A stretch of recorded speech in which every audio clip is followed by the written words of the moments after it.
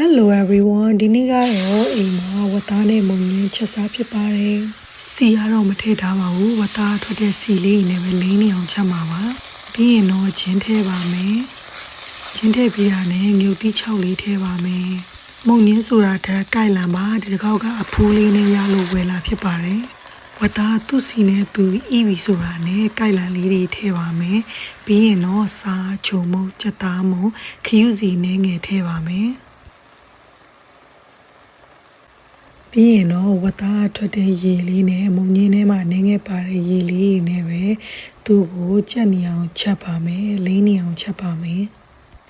ဂျင်းနဲ့မူမွေးလေးနဲ့စားချင်လို့ဝတ်သားနဲ့မုံညင်းထဲမှာဂျင်းလေးထည့်ပြီးတော့တေချာလေးရောနေထားတာပါ